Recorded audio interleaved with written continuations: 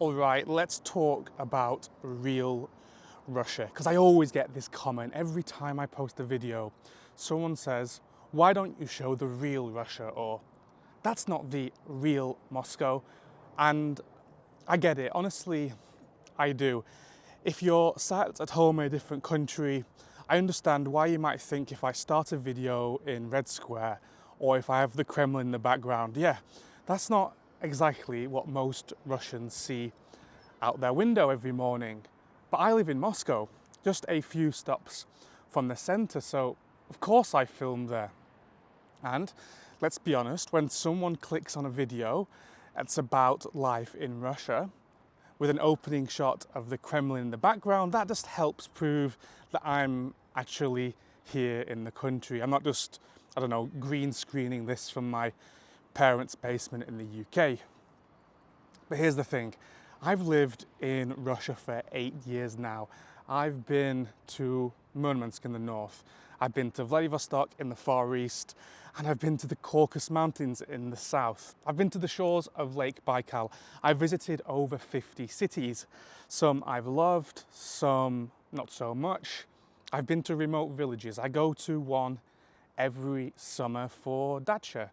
So when people say to me, this isn't real Russia, I always think, okay, but what version do you think is real Russia? Because when people comment that on my videos, they normally mean either a village with no gas and no paved roads and a grandmother outside chopping wood or something, whereas others might mean the skyscrapers and the glass shopping malls and a vision of Russian modernity and progress. It all depends on their political point of view and how they see Russia, but the truth is they're all real Russia. Russia is all of those things. Right now I'm in the Novokosino area of Moscow, and I came to this part of the city to film this video for a few reasons. Firstly, it's the very last stop on this metro line, which means we're just barely still in Moscow, but it's close enough to another city called Roitov that I actually know someone who lives here in one of these buildings but commutes out to Roitov for work instead of into Moscow. So that's kind of the perfect image I want to paint for you in this video.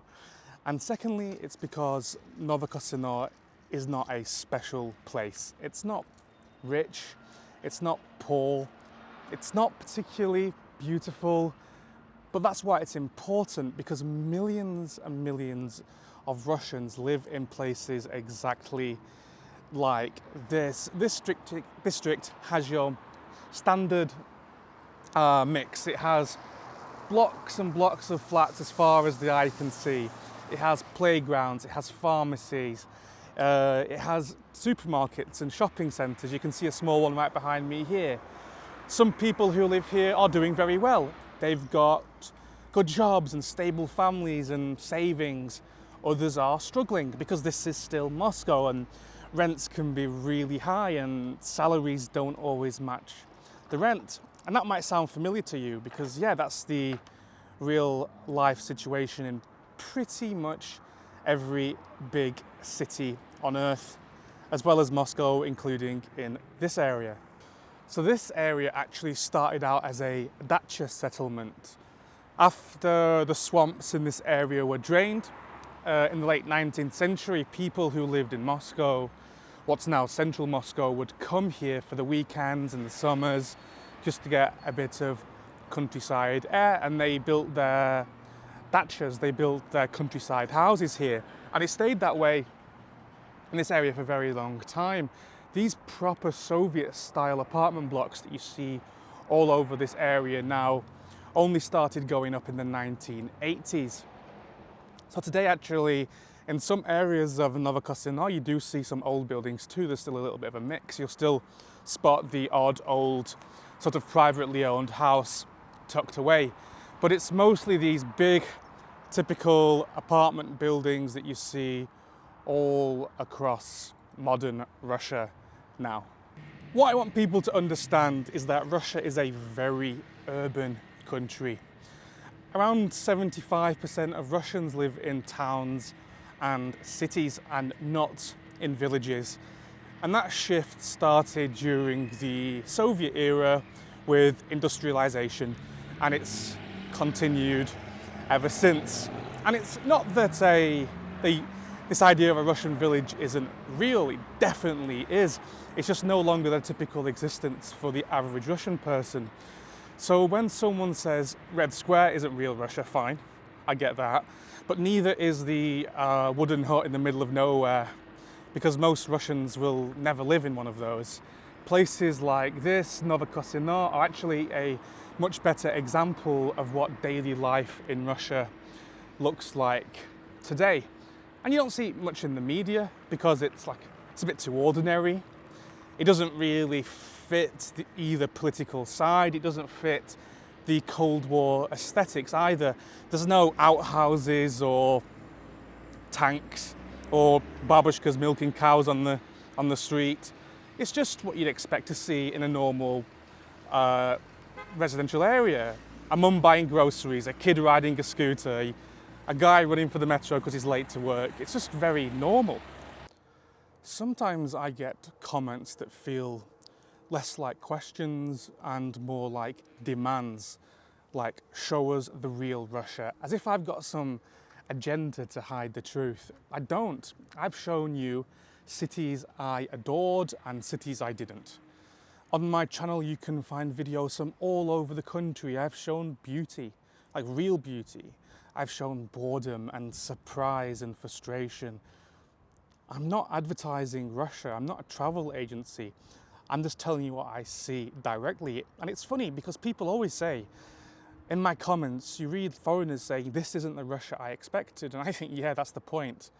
Russia is skyscrapers and huge Soviet blocks. It's Orthodox churches and it's Muslim republics. It's Buddhist temples in Kalmykia, as well as beachside flats next to the sea in Sochi. It's those old rotting wooden houses, as well as advanced government digital services. There's no one real Russia. There are hundreds, and they all make up what real Russia really is. You can walk through Novokosino where I am and you'll hear Russian, Uzbek, Armenian, Tajik, maybe even a bit of Ukrainian, although that's less common. You'll see old ladies with headscarves alongside teenage girls with fake nails, fake lashes and crop tops. You'll see a grandmother feeding the pigeons and a kid doing a kickflip on a skateboard. That's not Red Square. That's not a far off village in the middle of nowhere, but that's real Russia too. It's all a mix of all these things that make up what Russia actually is. I understand why people have certain ideas and expectations about what Russia really is. But if you really want to understand this country, you can't just pick up the version that already confirms your ideas.